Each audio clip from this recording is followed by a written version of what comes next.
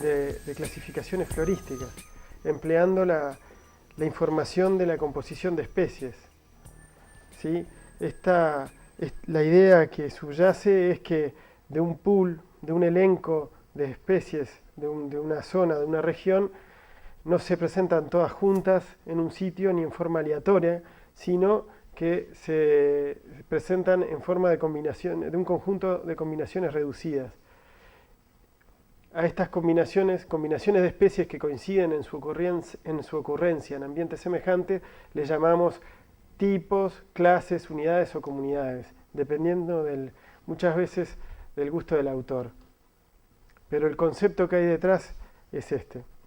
Con esta idea de llevar a cabo una clasificación florística de campo natural, nos planteamos hace unos años, con un grupo de investigadores de la Facultad de Ciencias, llevar a cabo una clasificación florística de las principales regiones ganaderas, definidas como aquellas regiones con mayor porcentaje de campo natural. Algunos resultados de este trabajo fueron publicados hace 2 años en la serie FPTA 26. Para llevar a cabo este trabajo empleamos la aproximación fitosociológica, que tiene una serie de supuestos, de métodos para llevar a cabo el trabajo, que está detallado y descrito esa aproximación en forma exhaustiva en el capítulo de esa misma serie de FPTA por Perelman y León. Dicho de forma muy concisa, realizábamos observaciones de composición florística en forma de censos, haciendo listados de especies en parcelas de tamaño determinado, en lo que la fitosociología denomina stands, que son áreas relativamente discretas con vegetación estructural y florísticamente homogéneas. ¿Sí? Así es como percibe el paisaje esta aproximación, ¿sí? Compuesta como un mosaico de parches homogéneos distribuidos en el paisaje. Los relevamientos de vegetación se efectuaron empleando parcelas de relevamiento de 25 a 100 metros cuadrados ubicados en áreas centrales de los stands. En total, para todo el país, abarcando las 4 regiones ganaderas, se llevaron a cabo aproximadamente 330 censos en los meses de noviembre y diciembre, que son los meses en los cuales la mayor parte de las plantas presentan estructuras reproductivas que permitan su fácil identificación, y estos relevamientos se llevaron a cabo por varios años, desde el año 2001 hasta el año 2008. ¿Sí? Concentrados mayormente en el último periodo. Estos censos consistieron en, como decía anteriormente, en ubicar parcelas de 25 a 100 metros cuadrados donde efectuábamos un listado de especies en forma exhaustiva y además una estimación visual de la cobertura-abundancia, de los valores de cobertura-abundancia de cada una de ellas. Cada parcela a su vez fue georreferenciada a través de un GPS. Luego, en el gabinete, con los datos de campo, se confeccionaron tablas o matriz primaria, que no son otra cosa que tablas que en las columnas se ubican los censos y en las filas la información de las especies. ¿Sí? Estas tablas fueron analizadas a través de procedimientos de clasificación,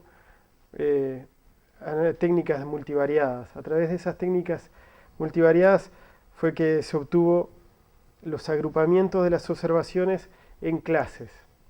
¿Sí? Acá un diagrama de un resultado de lo que es una clasificación jerárquica de los censos de cada región.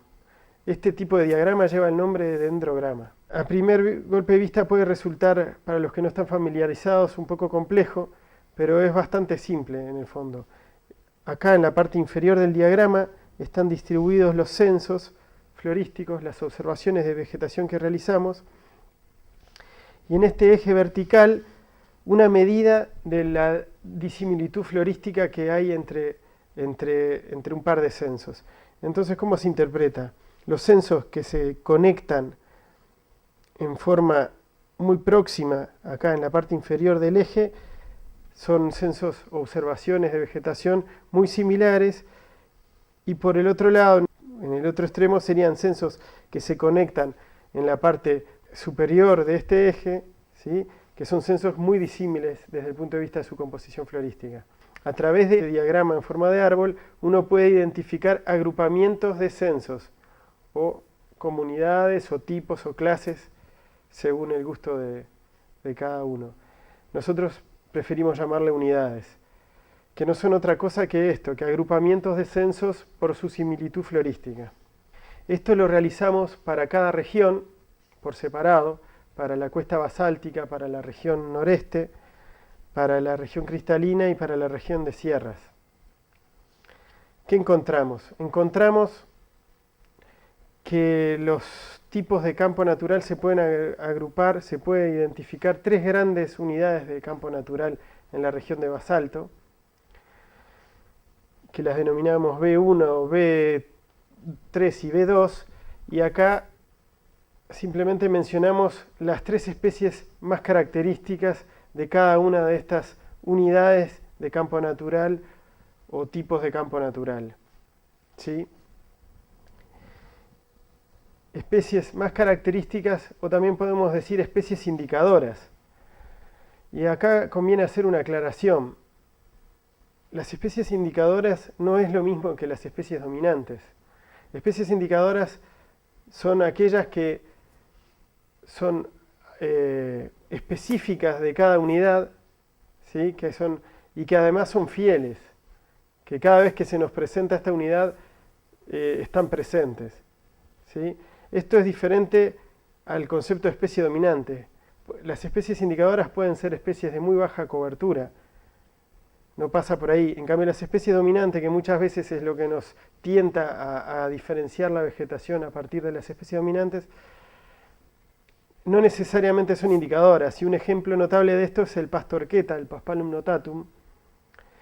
Es una especie que adquiere valores de cobertura importantes en estas 2 unidades, pero no es específica ni fiel de ninguna de ellas, ¿sí? Entonces no nos sirve como indicadora de ninguna de ellas.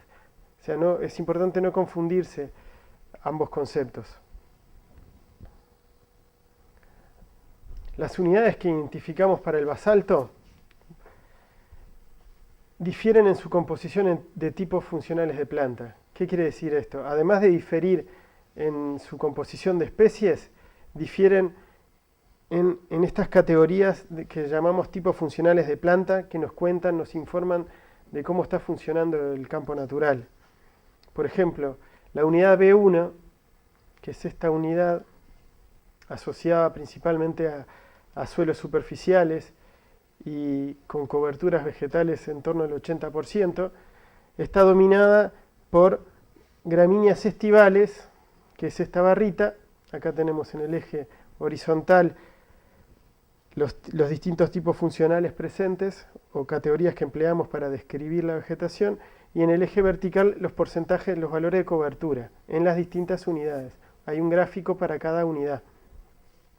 Tenemos que en la unidad B1 la cobertura de la unidad está dominada en primer lugar por gramíneas estivales y en segundo lugar por gramíneas invernales. Por otro lado, la unidad B2, que es esta que está acá, que se desarrolla sobre planos extremadamente superficiales con mucha roca en superficie, está dominada por gramíneas estivales, pero en primer lugar el tipo funcional predominante es una especie, Selaginella selowi, que es una pteridofita reviviscente muy conocida por aquellos que trabajan en la región. En tercer lugar tenemos la unidad B3, que en la unidad B3 tenemos también dominada por el tipo funcional gramíneas estivales, pero ocupan el segundo lugar de importancia, lo comparten las gramíneas invernales y el grupo de graminoides, que incluyen ciperáceas y juncáceas, un tipo funcional que prácticamente está ausente en las otras unidades de campo natural. Repito esta frase para que quede claro el mensaje. Las unidades, además de diferir en su composición de especies, difieren en su composición de tipos funcionales de planta. Como ya les adelanté, las unidades están asociadas a distintos tipos de suelo y también se asocian a distintas posiciones del paisaje y así está representado en forma muy esquemática donde podemos encontrar en un paisaje basáltico las diferentes unidades. En áreas planas, altas, con suelos medios y profundos encontramos a la unidad B3, pero también en laderas bajas y en llanos, ¿sí? Y también en planicies de arroyos. En cambio, la unidad B1 la encontramos mayormente asociada a laderas altas y medias y a áreas convexas, y también muchas veces a laderas bajas. Repito la frase entonces: las unidades de campo natural se asocian a distintas posiciones del paisaje y a distintos tipos de suelo. Cuando pensamos qué factor ecológico puede estar atrás actuando en esta diferenciación de unidades de campo natural, aparece claramente la disponibilidad de agua como el factor ecológico predominante y el que explica esta diferenciación en unidades, ¿sí?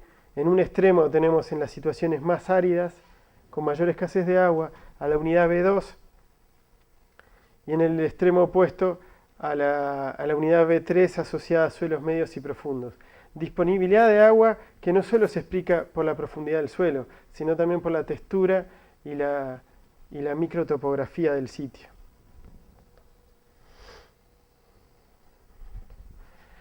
Las unidades florísticas que identificamos a través de su composición de especies, además, son funcionalmente diferentes.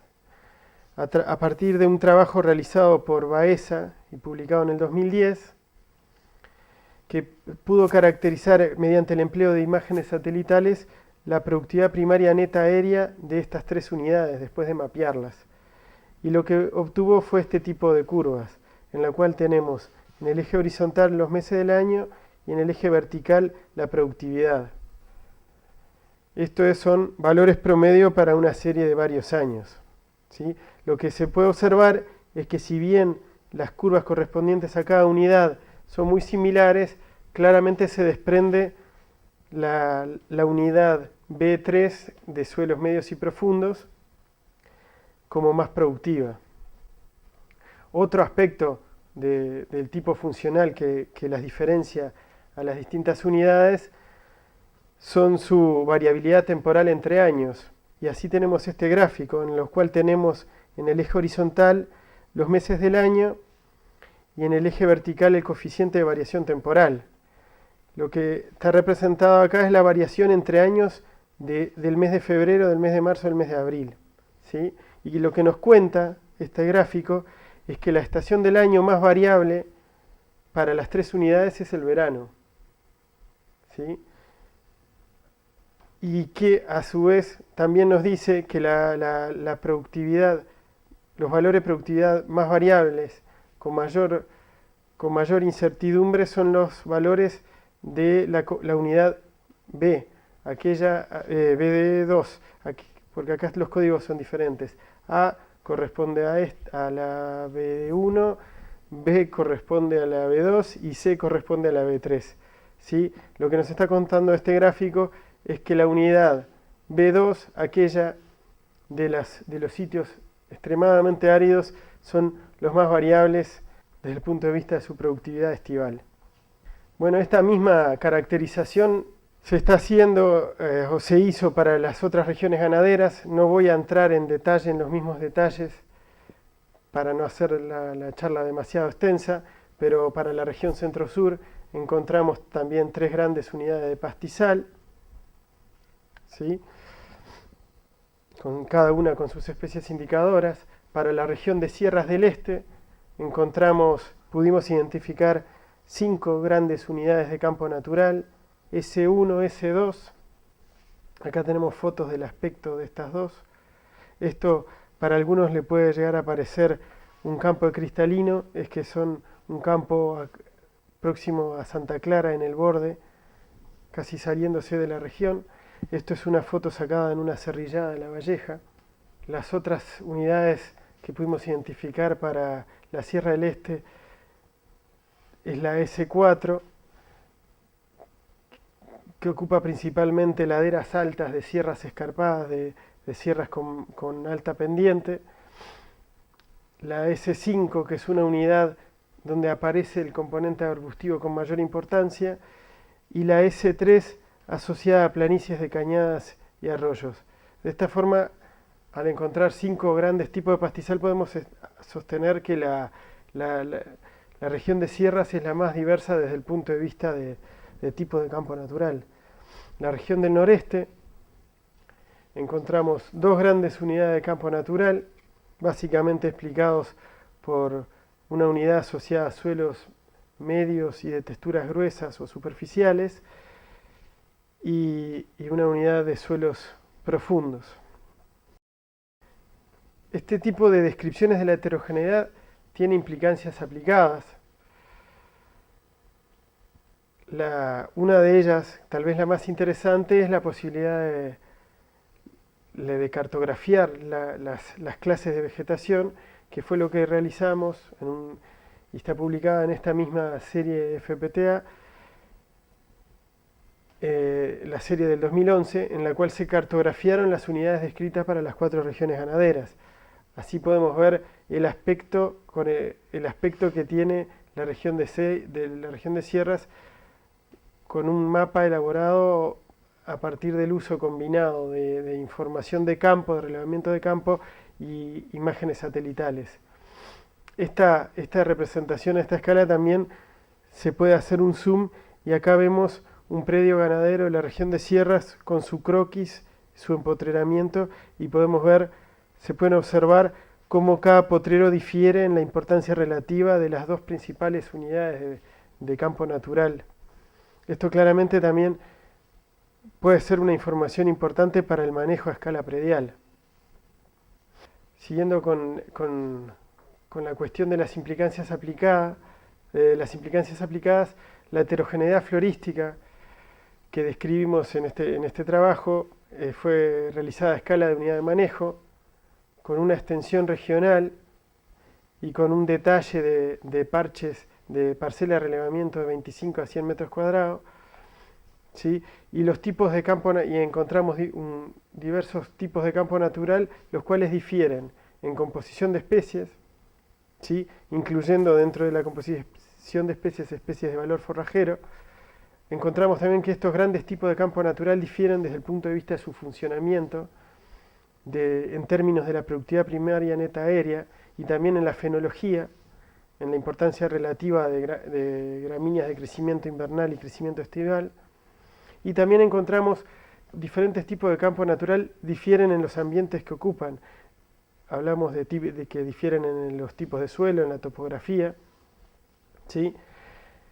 Todas estas evidencias nos llevan a sostener que los diferentes tipos de campo natural requieren de manejos específicos, ¿sí? No se pueden tratar en forma uniforme como si fueran todos una misma cosa. Deberían ser tratados con manejos específicos, considerando, por ejemplo, el régimen de pastoreo, los descansos, planificar los descansos de los potreros en función de las comunidades que presentan, también desde el punto de vista del manejo de la fertilización u otros aspectos del manejo agronómico. Un punto importante a señalar aquí también es que postular que las comunidades requieren de un manejo específico no va en contra de una idea bastante repetida de que los manejos del campo natural deben basarse en un número reducido de especies dominantes. No va en contraposición de esa idea. Lo que plantea es que los manejos de las especies individuales deben ser contextualizados dentro del marco del manejo de las comunidades. Y por último, a modo de reflexión y en forma bastante esquemática, me gustó la idea de presentar un esquema muy simplificado de diferentes percepciones de la heterogeneidad del campo natural que nos podemos encontrar, tanto con técnicos, con productores, con investigadores, ¿sí? Estas diferentes percepciones se pueden definir a partir de 2 características: de la escala de observación con la que observan la heterogeneidad de la vegetación, y las categorías de análisis que emplean para el análisis de esa heterogeneidad. Y así podemos encontrar dos dos grandes percepciones de esa heterogeneidad, a las cuales llamé percepción tradicional, porque es la más extendida, y percepción florística, que creo que es bastante minoritaria. Pero no quiero decir florística que sea exclusivo patrimonio de investigadores, sino que nos hemos encontrado que hay productores que manejan esta misma percepción de la heterogeneidad, de repente formulada con otra terminología. Bueno, la percepción tradicional de la heterogeneidad maneja escalas de resolución bajas. Hacen el promedio de la variabilidad de varias hectáreas, ¿sí? Y a su vez, mayormente las categorías para analizar esa heterogeneidad que emplean son formas de vida o a lo sumo especies dominantes. Como consecuencia de esos dos aspectos de análisis de la heterogeneidad, se termina percibiendo la vegetación de campo natural como una vegetación homogénea, y en el mejor de los casos como casi homogénea, ¿sí? Y acá el asterisco lleva a este dibujo en la cual está representada una percepción tradicional afinada del paisaje, que muchas veces categoriza la diversidad, la heterogeneidad del campo natural en tres grandes categorías: ladera alta, ladera media, ladera baja, ¿sí? Como consecuencia práctica de esta percepción tradicional de la heterogeneidad es que nos encontramos en el campo el amplio predominio de alambrados rectos que atraviesan la heterogeneidad sin ningún tipo de consideración a su distribución espacial. En el otro extremo podemos ubicar una percepción florística, le llamé, pero debería encontrarle probablemente un nombre más apropiado. Esta percepción utiliza una escala de resolución media, ¿sí? Con más detalle que la percepción tradicional, y la categoría de análisis que emplea es las especies, ¿sí? Tal vez no los listados completos de especies, sí, pero un conjunto importante de especies. A partir de estos dos aspectos de la aproximación, de la escala que se emplea y de las categorías de análisis, como consecuencia, la vegetación de campo natural termina siendo observada como heterogénea, como puede ser representado en esta foto, en esta foto de un paisaje basáltico en la cual delimité en forma bastante gruesa distintos parches de vegetación. Esta misma heterogeneidad parcheada de la vegetación, bajo la percepción tradicional, puede ser descrita de esta forma, ¿sí? Una consecuencia práctica de esta percepción es tratar de buscar alambrados sinuosos que respeten estas distintas unidades de campo natural que requieren manejos y consideraciones diferentes. No, pará. Bueno, y los dejo con esta foto de una unidad B2 del basalto.